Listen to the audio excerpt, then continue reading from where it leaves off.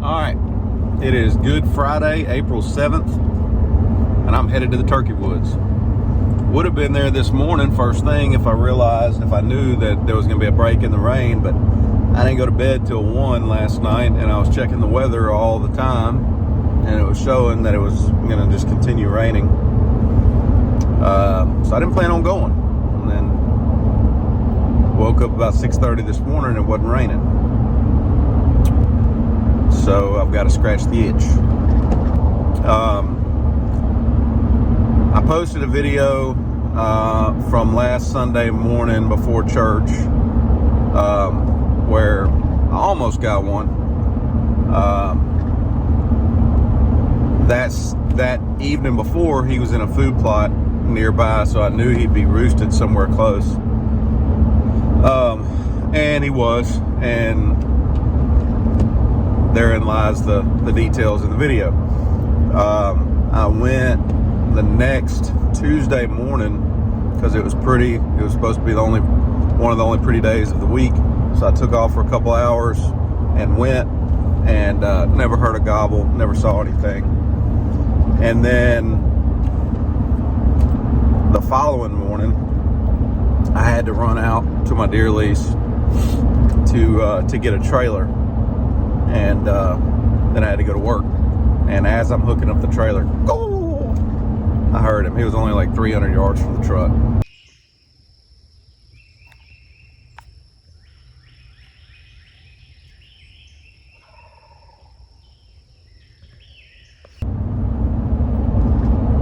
And so I drove away, sadly, from a gobbler turkey.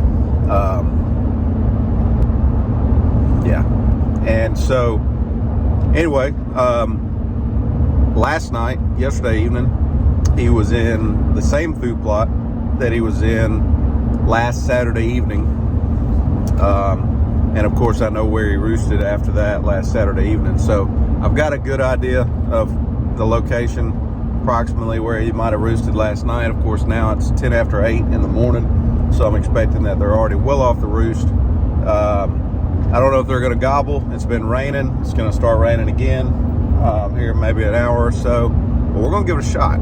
So, wish me luck.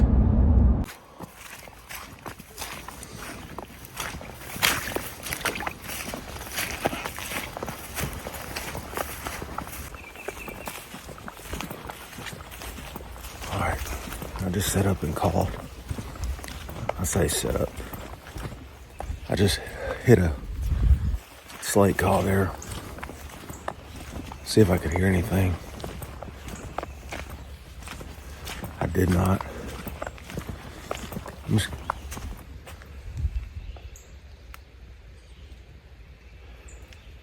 gonna back up and walk up this property line here. I've got a pond out here to my north. That's where they roosted over, or he roosted over last Saturday night. Then I got a 20-acre cutover that me and a buddy burned just on the east side of that pond.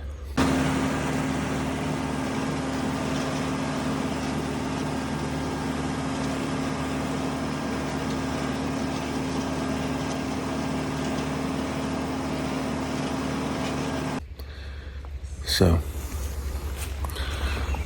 I am going to get up here on this property line and ease that way. I have not heard turkey, but my tactic cam just sent me a picture of a tom in food plot all the way across the property from where I am now.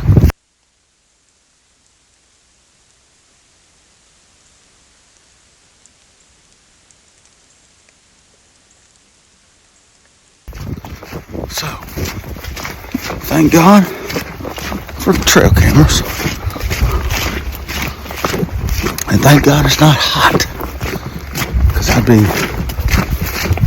sweating like a pig by the time I get over there. I got a long way to go. But That's exciting.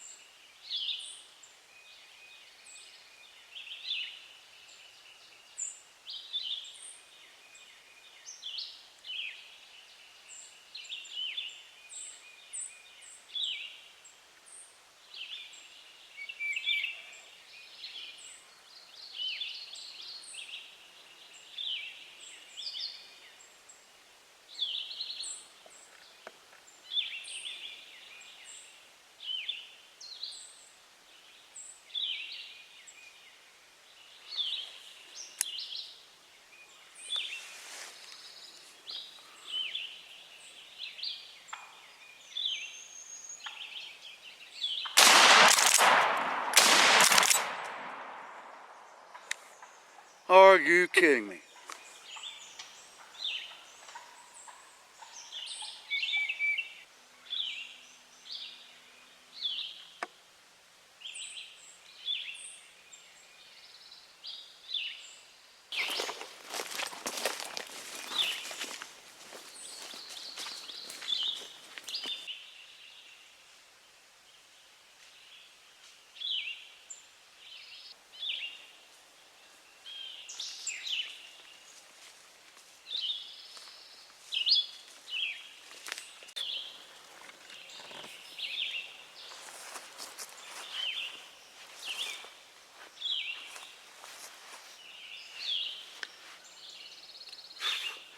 I'm just gonna sit here and feel like a loser for a second.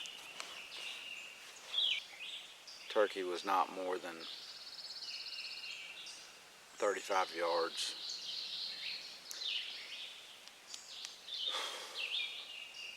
There's no excuse for that. He started putting, and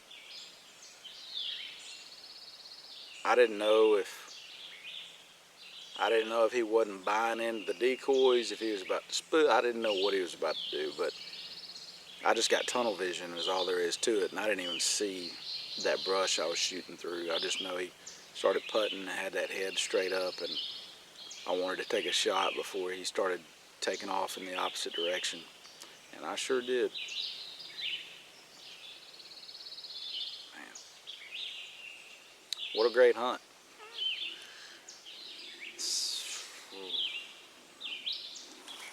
Sometimes they all don't end with a bird.